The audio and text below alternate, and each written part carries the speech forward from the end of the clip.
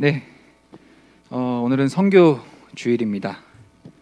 예, 거기에 맞춰서 제가 그에 관련된 말씀을 나누고자 합니다. 자, 오늘 먼저 본문 말씀을 좀 함께 보도록 했으면 좋겠습니다. 에베소서 3장 7절에서 9절까지 말씀입니다. 에베소서 3장 7절에서 9절까지 제가 넘기도록 하겠습니다. 네, 감사합니다. 자, 함께 읽어보도록 할까요? 우리 같은 목소리로, 이게 3절의 짧은 구절이니까 우리 함께 같이 읽도록 하겠습니다. 합독하겠습니다. 시작. 이 복음을 위하여 그의 능력이 역사하시는 대로 내게 주신 하나님의 은혜의 선물을 따라 내가 일꾼이 되었노라. 모든 성도 중에 지극히 작은 자보다 더 작은 나에게 이 은혜를 주신 것은 측량할 수 없는 그리스도의 풍성함을 이방인에게 전하게 하시고 영원부터 만물을 창조하신 하나님 속에 감추어졌던 비밀의 경륜이 어떠한 것을 드러나게 하려 하심이라. 아멘. 우리 말씀 나누기 전에 한 번 더 기도하고 말씀 나누겠습니다. 하나님 감사합니다. 오늘도 말씀하여 주십시오. 깨닫게 하여 주시고 듣는 마음을 주의 종에게 주사 하나님을 아는 지식에 더욱더 합당함으로, 그리고 또 주신 그 지식과 은혜대로 삶 가운데 살아낼 수 있는 은혜의 말씀이 선포되고 듣고 마음에 새기며 나갈 수 있는 이 시간 되게 하여 주옵소서. 감사드리며 예수 그리스도의 이름으로 기도합니다. 아멘. 할렐루야. 한 주간 잘 지내셨나요? 예, 오늘은 선교 주일입니다. 언제 이런 날이 오나 속으로 참 많이 기다리고 기대하던 날이었습니다. 감사하게도 1월 둘째 주가 선교 주일이라고 제가 이제 소식을 듣고 제가 설교 나누는 그런 시간에 또 잘 하나님 은혜 주셔가지고 여러분과 나누게 되었습니다. 먼저 오늘의 제목이 한번 읽어볼까요? 영어 이 정도는 다 가능하시겠죠? 예, 함께 읽어보도록 하겠습니다. 시작. We are real Christians.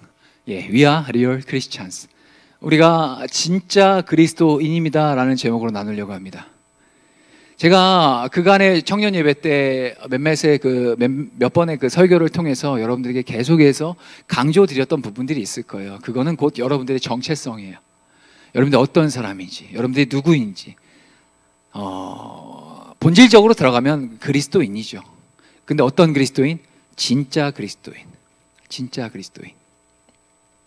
일단은 오늘 선교주일이기 때문에 좀 말씀을 이제 전제로 저의 삶을 여러분들과 좀 나눠야 될 것 같다라는 그 하나님의 마음을 주셔서 제 삶을 좀 나눠보고자 합니다. 아시는 분은 아실 수 있겠지만 저는 이제 성도교에 부임하기 전에 계속해서 선교에 관련된 사역들을 해왔습니다. 그 가운데 하나님께서 부르신 그 그리스도인이 마땅히 취하고 나아가야 하고, 그리고 하나님 나라를 위해서 삶 가운데 살아내야 할 그 하나님의 선교를 어떻게 이뤄내 가야 될 것인가에 대해서 여러분들 이 청년의 때에 많이 고민하고 생각하고 여러분들 삶에 적용을 시켜야 된다는 거예요. 그렇다 보니까 부족하지만 저라는 아주 정말 하나님 앞에 정말 제 자신 제 스스로도 부정하는, 나는 왜 태어났을까라고 끊임없이 어릴 적부터 사유하고 고민했던 저의 인생을 하나님께서 이제 어떻게 다뤄가셨는지에 대해서 여러분들이 잠깐 소개해드리고, 그리고 선교에 대한 마음을 함께 좀 나눠보도록 합니다. 자, 사람들에게 왜 사냐고 한번 물어봤습니다. 혹시 준비된 영상 한번 틀어봐 주시겠습니까? 너무나 궁금했어요. 여러분은 왜 살아요? 왜 살아요? 그러게요. 저 잘 모르겠는데. 왜 살아요? 먹기 위해 살아요. 먹기 위해서. 왜 살아요? 그냥 편하게. 왜 그런 것 같아요? 죽는 게 무서워서. 고마워요. 혹시 네. 그러니까 왜 살아요? 먹고 살라. 먹고 살고. 네. 왜 사시죠? 왜 사냐고요? 네. 오빠 보려고? 오늘 들었던 전 대답 중에 가장 즐겁네요. 네. 다른 분들 들으시면 안 되니까. 혹시 왜 살아요? 라는 질문을 했을 때 어떻게 대답하실 거예요? 그냥 친구들 혹시 왜 살아요? 답변해 주시면 어떡해요? 먹으려고. 먹으려고. 살라고. 왜 사시죠?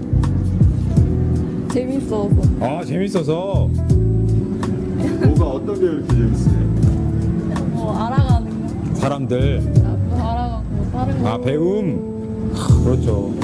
친구는 그냥 먹으려고 하는데 이분은 배움으로. 귀엽다 너. 고맙습니다. 감사합니다. 안녕하세요. 안녕하세요. 혹시 왜 사세요? 언제나 한결같은 맛과 왜 사냐고요?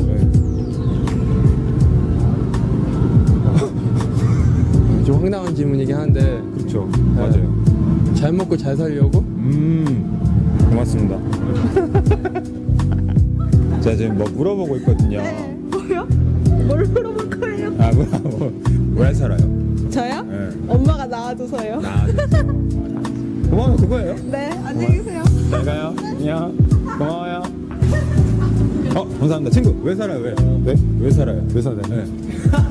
저희 부모님을 기쁘게 해드리기 위해서 아, 멋있어요. 오늘 들었더니 제일 멋있어. 친구도. 왜 살아요? 왜 살아요?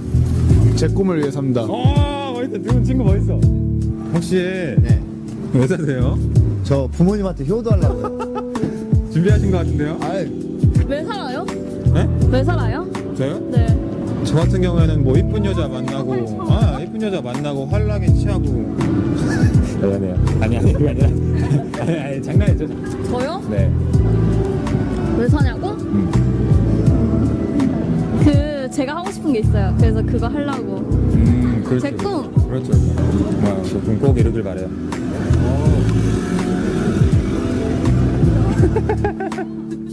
돈가스 먹으러 가요? 혹시 왜 살아요? 왜 사냐고? 자, 시간 관계상 뭐 다 같은 내용이기 때문에 넘어가도록 하겠습니다. 자, 여러분들이 이제 길을 가다가 이런 인터뷰를 누가 받게 됐어요. 여러분들 왜 사십니까? 라고 누군가 묻는다면 여러분 그 순간에 분명하게 여러분들이 왜 사는지에 대해서 이야기하실 수 있나요? 이야기하실 수 있어야 합니다. We are real Christians. 우리는 그리스도인이에요. 그리스도인은 지난 시간에도 한번 제가 강조드렸던 것이 있습니다. 우리의 지음받은 이 땅의 삶의 목적과 유일한 우리의 삶의 이유는 궁극적으로 하나님의 영광을 위해서 살죠. 우리 하나님의 영광을 위해 여러분들 살아가야 되는 존재들이에요. 학업을 감당하는 분들은 학교 안에서 하나님의 영광을 위해 살아내셔야 되고요. 그리고 직장에서는 직장 안에서 하나님의 영광을 위해 살아내실 수 있어야 됩니다. 행여라도 가정에서 가족이 믿지 않은 분들이 계신다면 그 가족 구성원 안에서 여러분들은 그리스도인으로서 분명한 정체성을 가지고 하나님의 영광을 위해서 살아내셔야 돼요. 어려운 게 아니죠. 문제는 그 정체성을 날마다 잊어버리고 사는 우리의 연약한 죄인된 본성이 문제인 거죠. 자, 화면 한번. 자, 2006년도 올 겁니다. 꽤 오래전 기사입니다. 제가 스크랩했는데 영국의 일간지에 실린 제목인데요. 기사의 제목이 한 자매가 자살을 했습니다. 그 자매는 페이스북 친구 1082명이 있다고 해요. 물론 지금은 팔로워들 워낙에 많기 때문에 이게 보편화되어 있기 때문에 SNS 팔로워 수가 많을 거예요. 막 몇만 명, 몇십만 명씩 있는 사람도 있을 겁니다. 하지만 이때 10년이 넘은 후적 이전의 그 상황은 SNS가 많지 않았기 때문에 일단 1000명이 넘어가면 대단한 노력과 작업 끝에 이게 가능한 거죠. 저도 뭐 SNS를 하지만 여기 뭐 많은 분들이 저와 또 팔로우 하신 분들이 있겠지만 이게 혼자 한다고 되는 게 아니에요. 같이 서로 막 찾아가서 서로 좋아요도 눌러주고 안부도 묻고 해야지 이제 그게 서로 이제 팔로워와 팔로잉이 되는 거죠. 그러니까 1000명이 넘는 10년 전에 1000명이 넘는 팔로워를 갖는다는 것은 웬만한 노력 가지고 되는 게 아니었죠. 근데 이 자매가 자기 게시글에 하루는 이렇게 올렸습니다. 내가 가진 모든 알약을 난 다 털어 먹었다. 곧 나는 죽을 것이다. 모두들 안녕.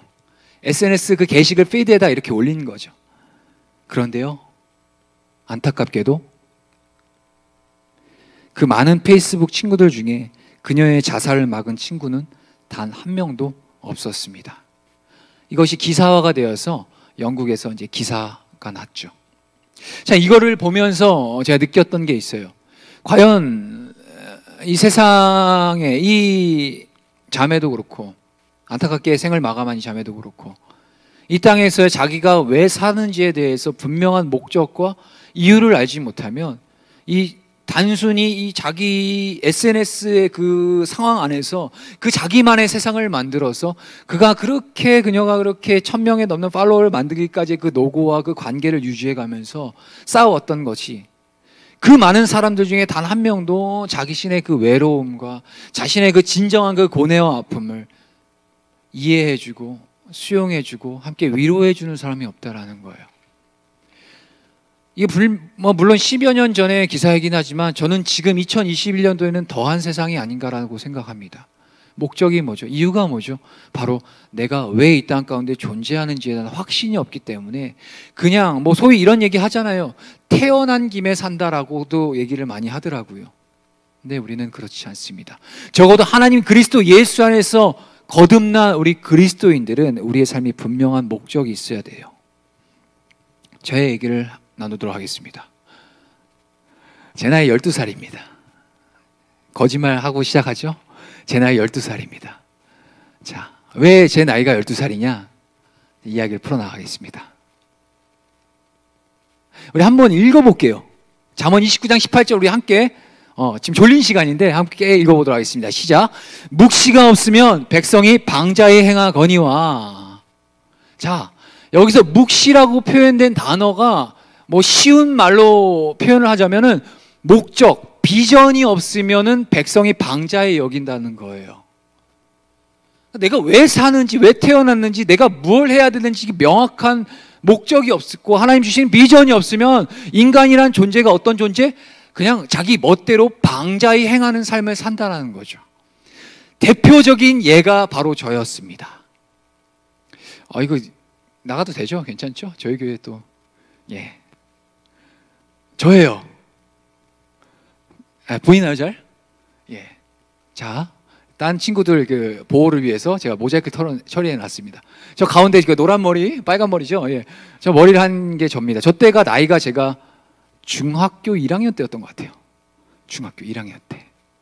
딱 보면은 벌써 이제 세상에 도전 의식을 갖고 어린 시절을 살아왔다는 거 대충 느낄 수 있을 겁니다.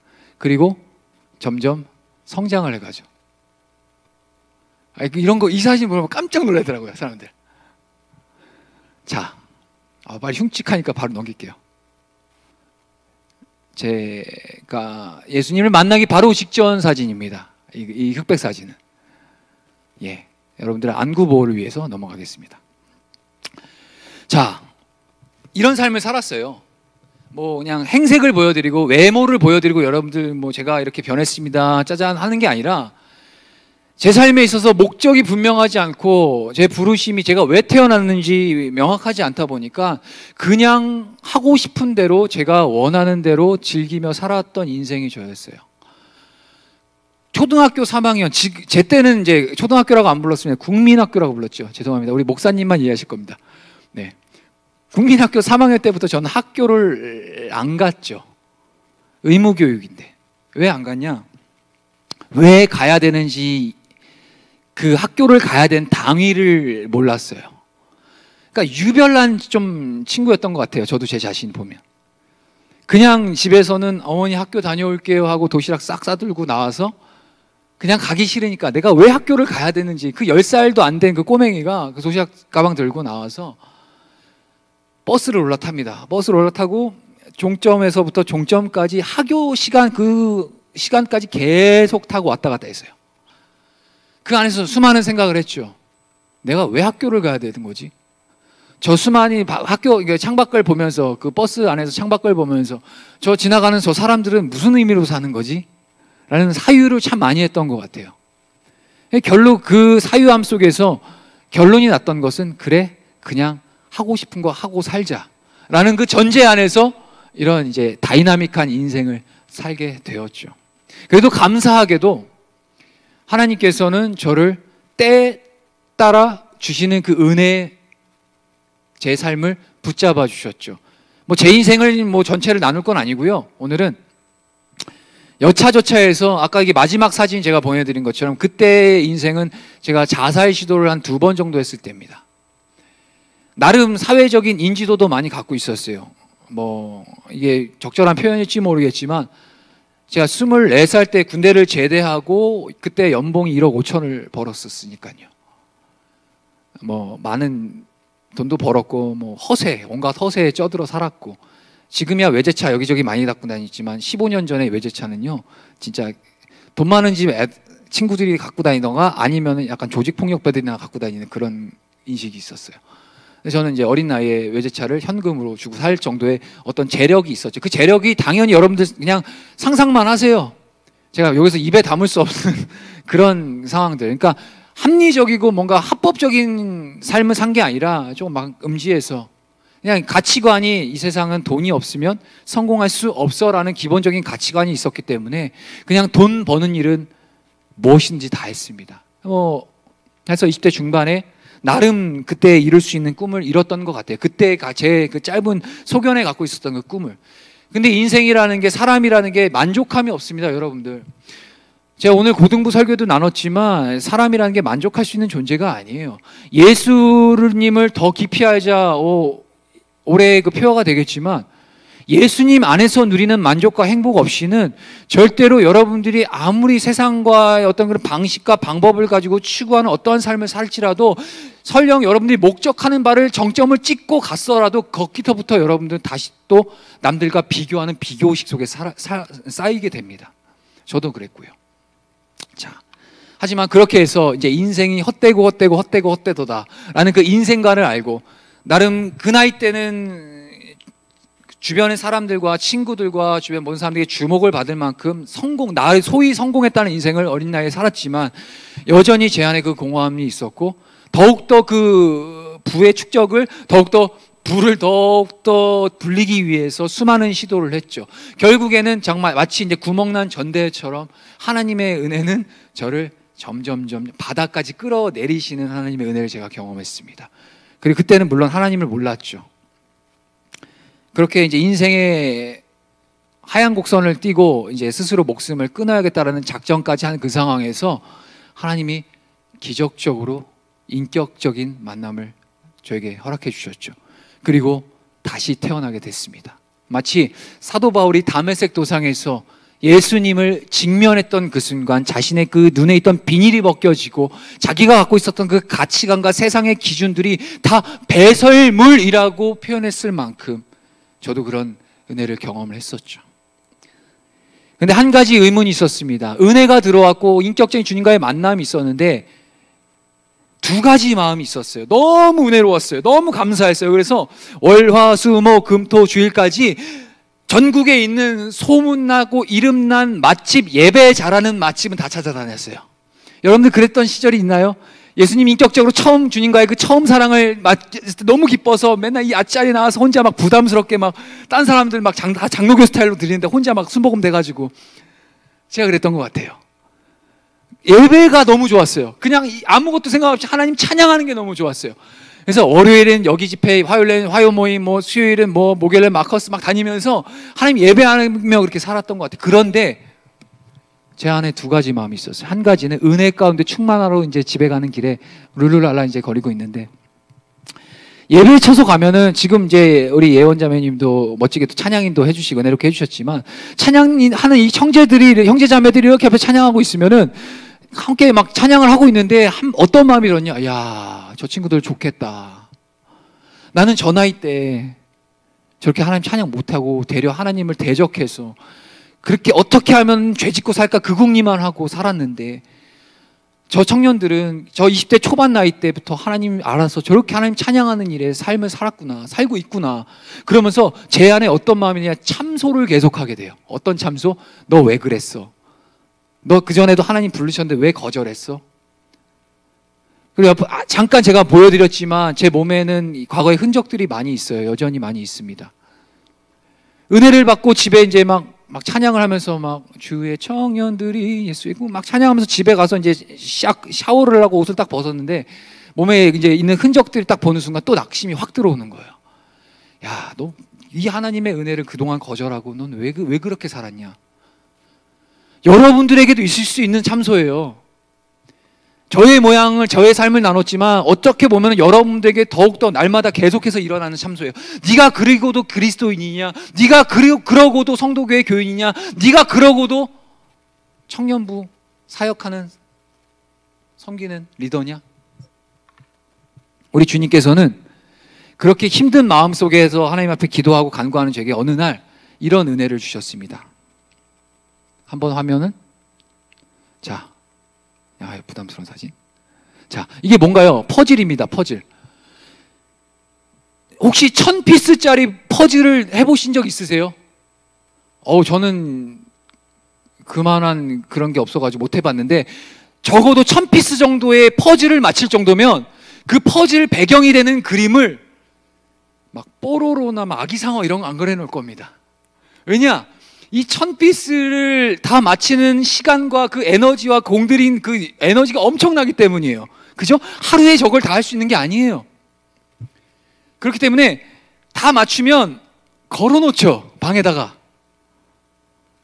그 걸어놓으려면은 그 배경이 뭐가 돼야지? 뽀로로 이런 거 걸어놓나요? 막 미켈란젤로의 막 천지창조 막 명작들 있잖아요. 명화들 이런 거 한단 말이에요. 왜냐면 제대로 제가 쏟아놓은 에너지, 시간을 들인 이 에너지의 산물인데 이거를 명작을 딱 해서 이렇게 굳혀놔야 마음에 좀 뭔가 이렇게 희열을 있겠죠. 명작을 걸어놓는다는 얘기예요. 자, 어느 날 퍼즐을 맞히기 시작했습니다. 999개까지 정말 맨날 며칠을 걸려서 겨우 맞췄어요. 시간을 쏟고 에너지 쏟아서. 마지막으로 한 개만 가운데 탁 맞히면 완성이 되는 거예요. 막 감격과 함께 이제 얼른 코팅해서 얼른 비닐 씌워가지고 이제 액자에 걸어놔야겠다. 하나를 딱 걸라고 하는데, 하나를 딱 맞추려고 하는데 찾으니까 없는 거예요. 아무리 찾아도 없어요. 혹시나 카페트 뒤에 숨었나 열어도 보고, 소파 밑에 숨었나 소파 뒤집어도 까보고, 곳곳마다 찾았는데 없어요. 그저 999개 완성됐지만 완성되지 않은 그 이빨에 하나 빠진 것처럼 중간에 횡한이 남아져 있는 그 한 조각의 그 자국.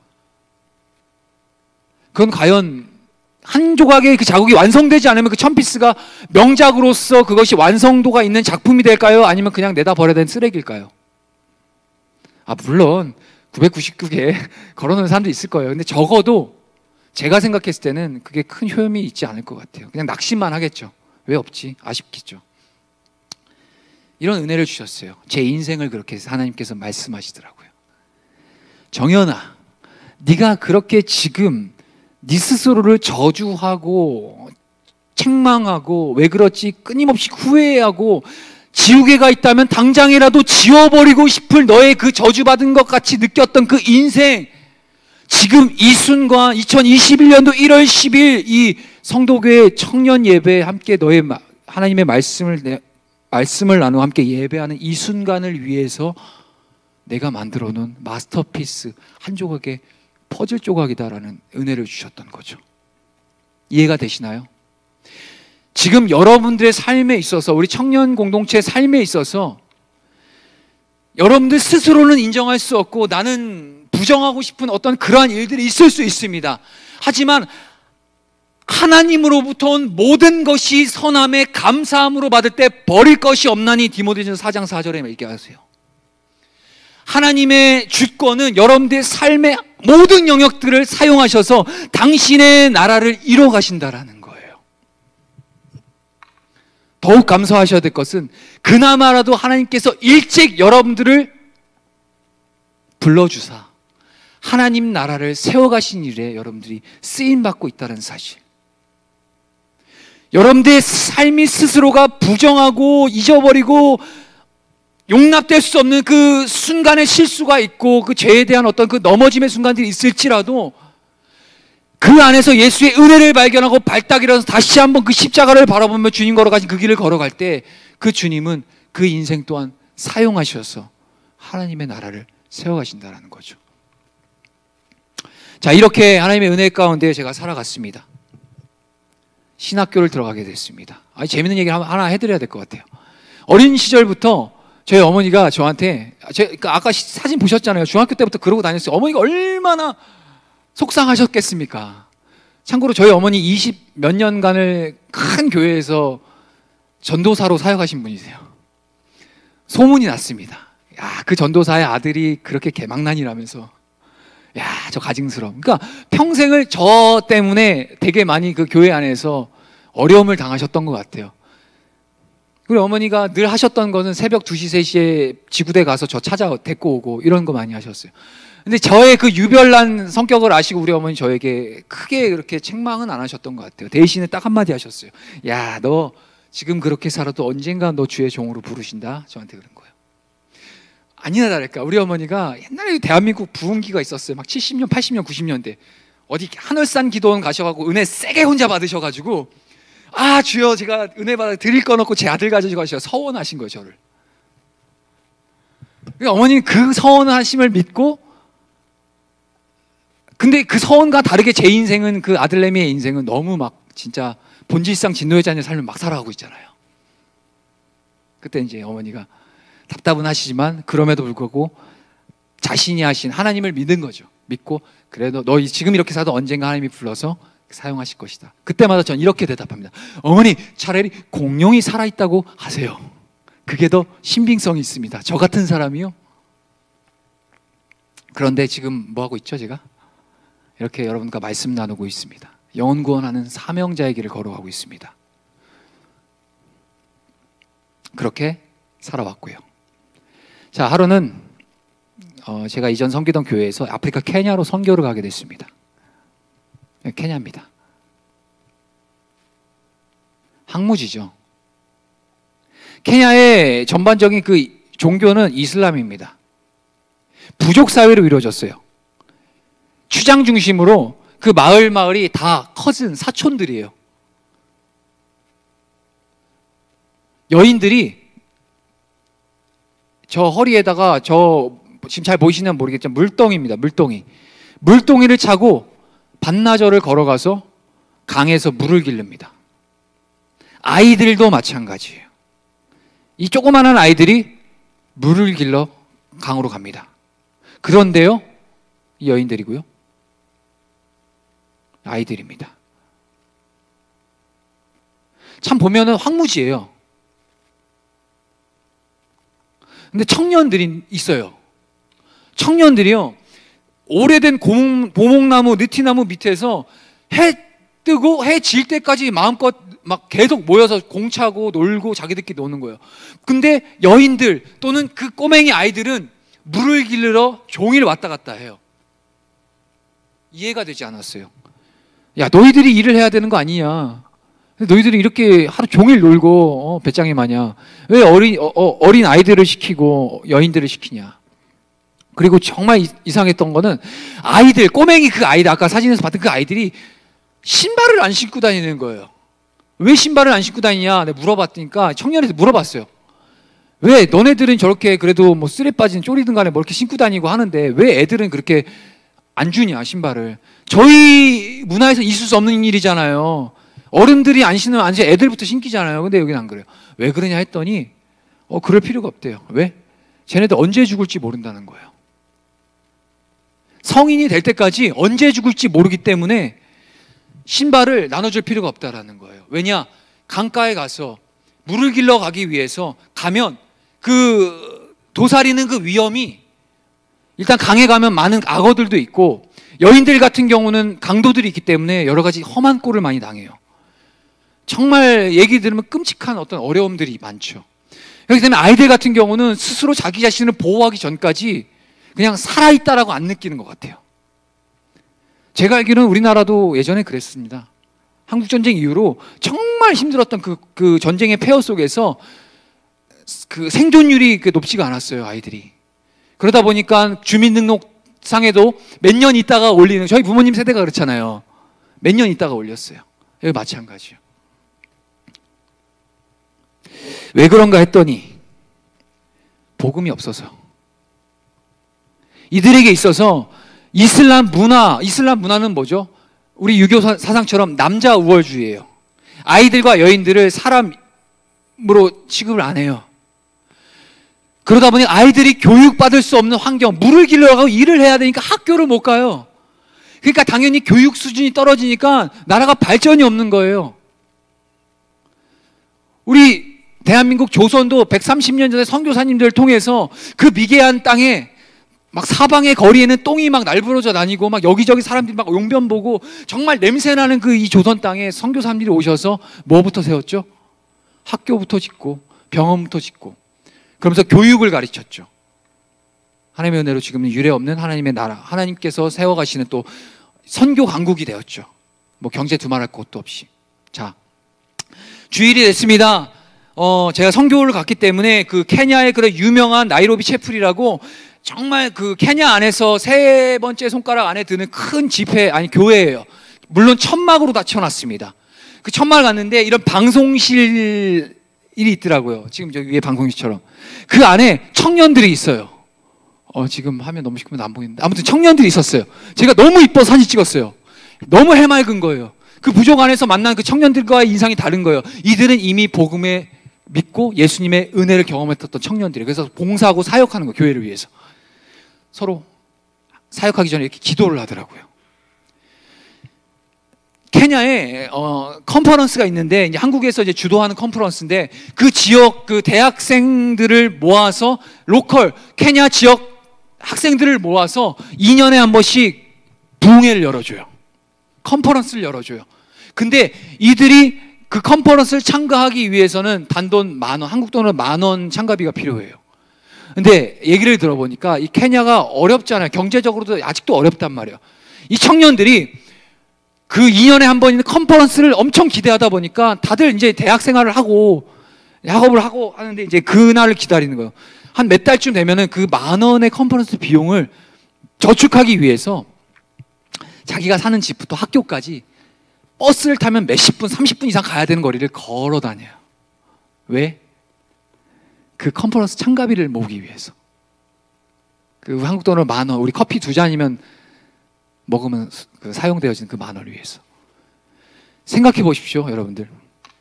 하나님 사랑하는 마음에 그토록 평생을 이슬람 문화 속에서 살다가 깨닫게 된 거예요. 복음이 내 안에 들어온 순간, 아, 그렇지. 예수님만 우리 이 케냐 자기 조국을 변화시킬 수 있는 건 복음밖에 없다라는 것을 그 은혜를 깨닫게 된 순간 이들이 그 컨퍼런스를 통해서 함께 예수님을 믿는 그 청년들과 함께 이 나라 민족을 위해서 기도하는 그 순간만을 기다리는 거예요. 그걸 위해서 자기의 삶보다 기도의 능력을 믿는 거고 그 컨퍼런스 참가하기 위해서 그 금액을 모아서 참가하는 거죠. 마음이 얼마나 귀합니까? 그렇죠? 뭐 그 자리에서 그 컨퍼런스 때 부어주신 하나님의 은혜는 제가 굳이 설명 안 할게요. 놀랍습니다.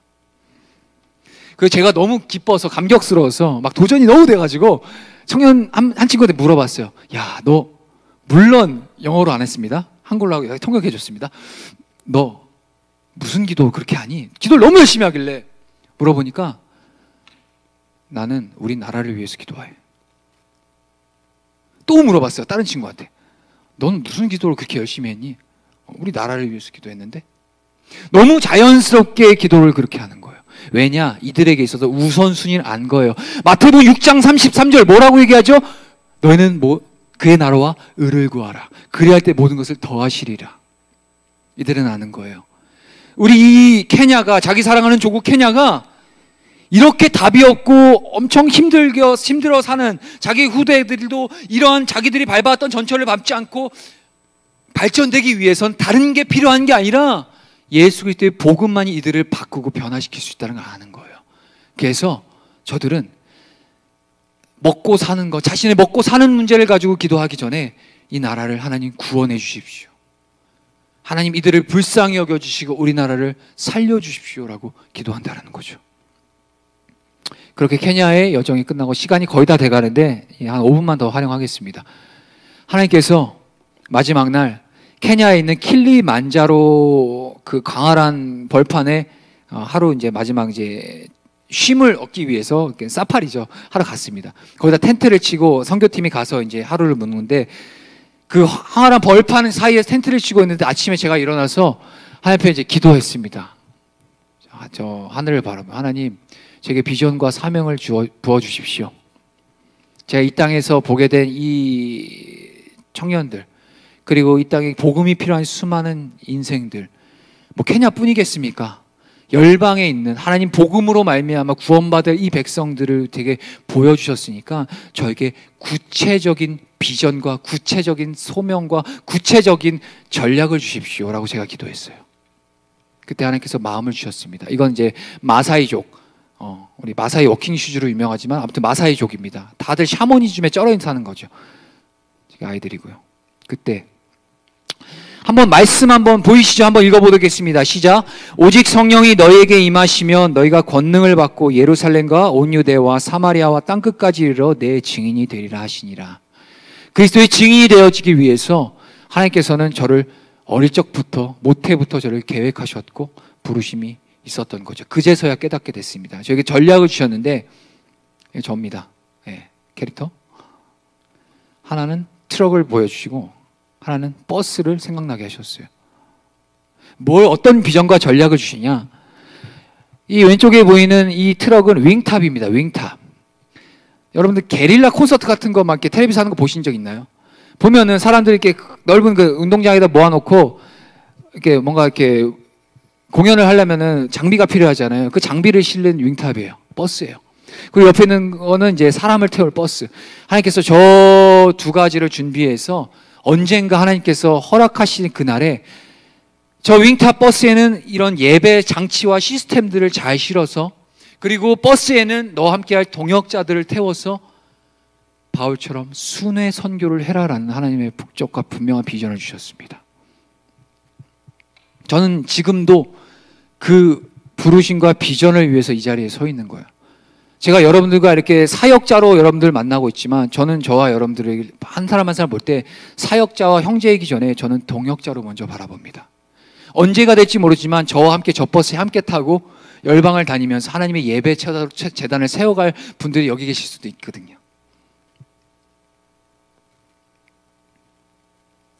자, 한 번만 더 말씀 읽어보도록 하겠습니다. 시작. 이 백성은 내가 나를 위하여 지었나니 나를 찬송하게 하려 함이니라.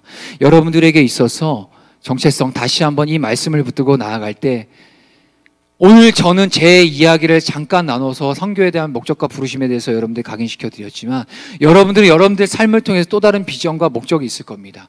결국에 이 모든 것을 통틀어서 여러분들은 예수 그리스도를 찬양하고 하나님의 영광을 올려야 되는 찬송하는 삶을 살아야 된다는 거죠.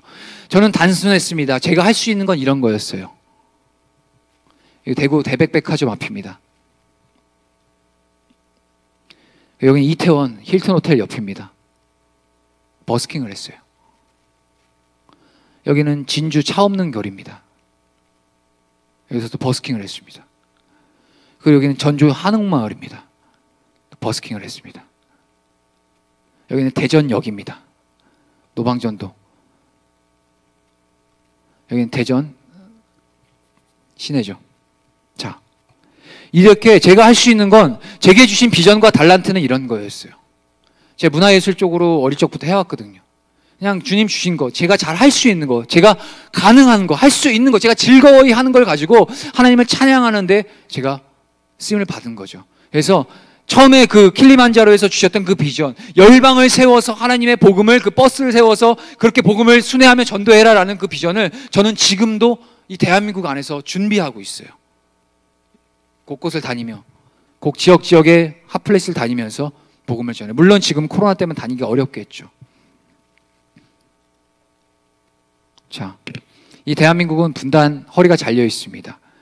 저는 제게 주신 분명한 하나님의 사인은 뭐 중국에서부터 미국에서부터 시작하라는 것이 아니라 제가 살고 있는 그곳, 이 서울에서부터 시작을 해라 라고 분명한 하나님의 뜻을 제가 알고 있기 때문에 저는 지금 현재 북한 선교 열심히 하고 있어요. 저희 교회 성도교회 부임하고 이력서를 낸 것 중에 중요한 이유 중에 하나가 저희 교회가 바로 저 평양에 하나님의 교회를 세우는 분명한 목적과 비전이 있는 교회이기 때문에 제가 서 있죠. 언젠간 하나님의 때, 지금 주어진 자리에서 이 통일과 하나님의 방법을 이루시기, 복음 통일을 위해서 사명을 감당하고 청년들을 세우고 청소년들을 복음과 통일 세대로 세워나가는 그 사역을 제가 감당하는 거죠. 왜? 제게 있어서 통일과 그 복음 통일이 제게 있어서는 궁극적인 목적이 아니라 제게 주신 열방 순회 선교, 거기에 대한 분명한 목적이 있기 때문에 저는 여기서부터 시작하는 겁니다. 언젠간 하나 될 그날에 가는 거죠. 위로 중국을 넘어 몽골 개마고원을 지나 저 북한에 빛이 없는 저 북한 땅에 하나님의 백성들에게 복음을 전하고 예수 그리스도의 생명의 빛이 나아가 열방으로 퍼지게 되고, 여기 계실지 모르겠지만 함께 저와 함께할 믿음의 동역자들이 버스를 타고 열방을 밟는 겁니다.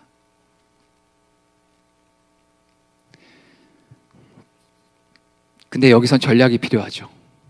그냥 재정이 있거나 달란트가 있다고 되는 것이 아니라 영적인 싸움이기 때문에 구별된 하나님의 백성들은 구별된 방법을 통해서 하나님의 뜻을 세워나가야 됩니다.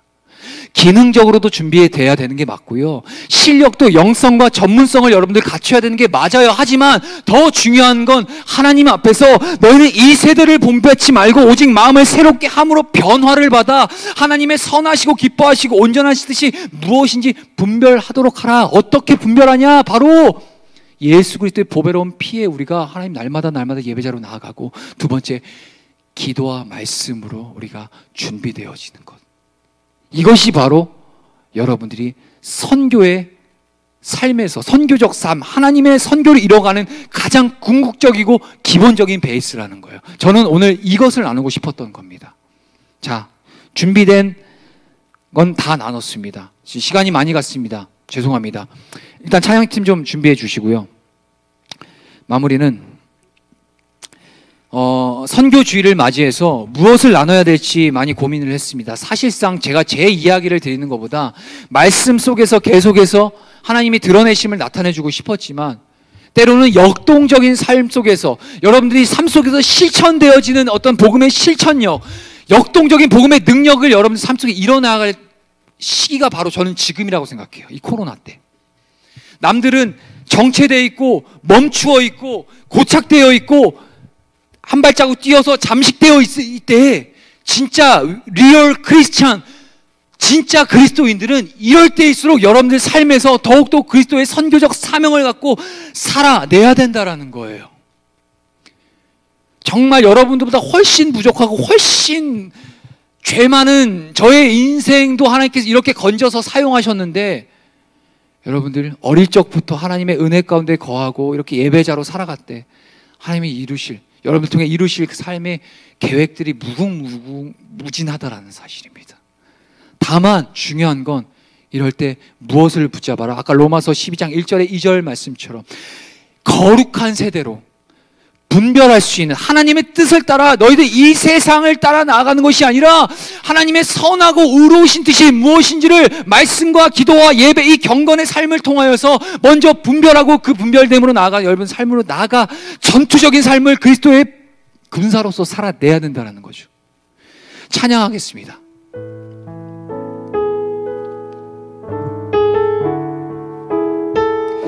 우리 그리스도의 계절 잘 아시는 찬양일 겁니다. 지금은 소천하셨지만 CCC 창시하셨던 김준곤 목사님, 그분의 메시지를 통해서 만들어진 찬양이죠.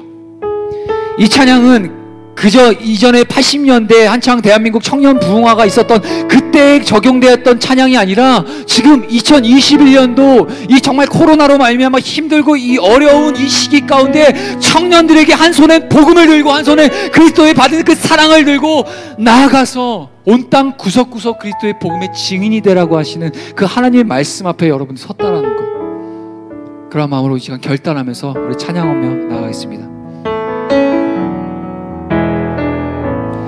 민족의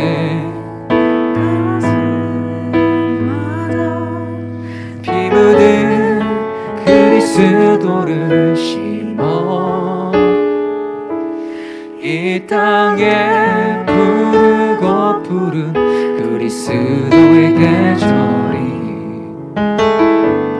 오게 하소서, 오게 하소서, 오게 하소서.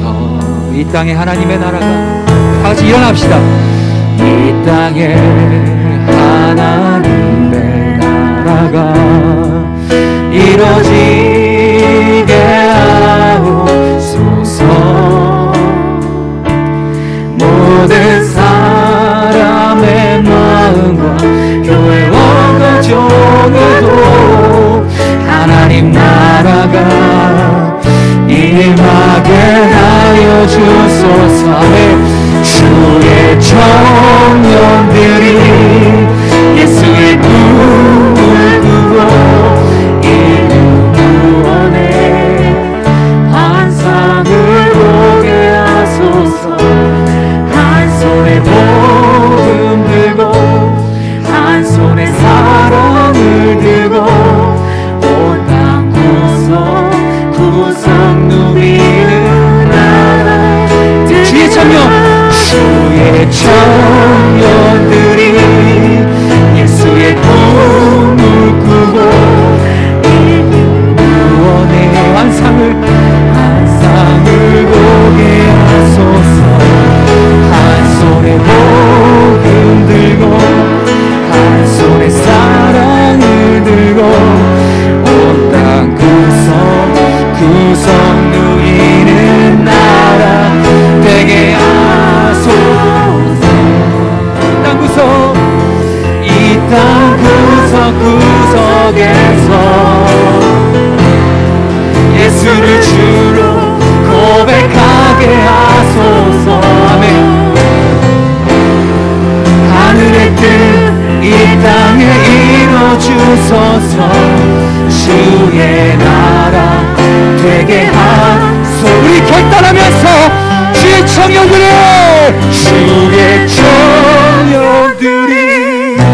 예수의 꿈을 꾸고 인류 구원의 환상을 보게 하소서. 아멘.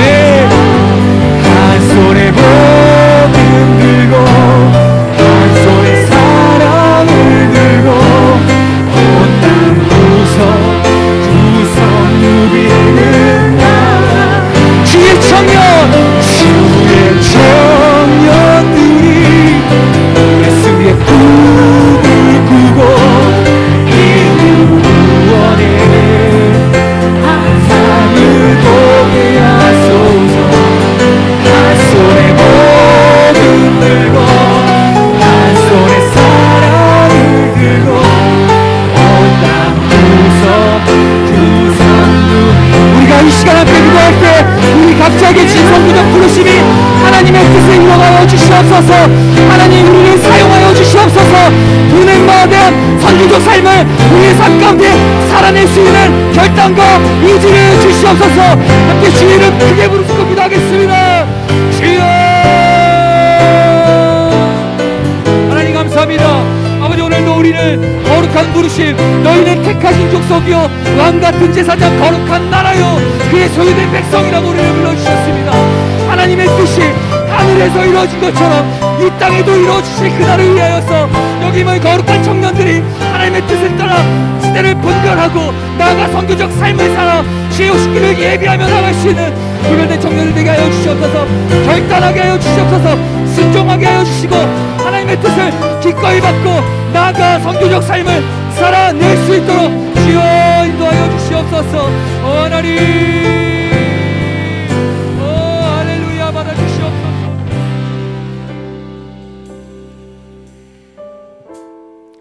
이 백성은 내가 나를 위하여 지었나니 나를 찬송하게 하려 함이니라.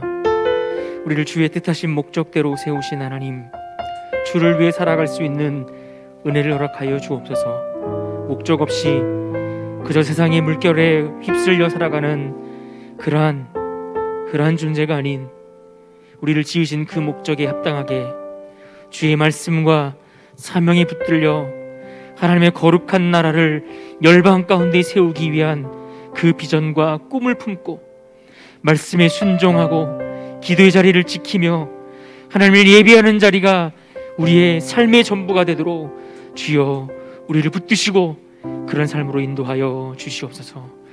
지금은 우리 주 예수 그리스도의 은혜와 하나님 아버지의 영원하신 사랑과 성령의 교통하심이 이 땅에 우리를 지으신 하나님의 그 목적에 맞게 주의 말씀 들고 열방을 향해 우리에게 주어진 삶의 자리를 하나님을 예배하는 거룩한 나라 되게 하기 위하여 살아가기를 다짐하고 소원하는 주의 청년들 가운데 지금부터 영원토록 함께 있을지어다. 아멘.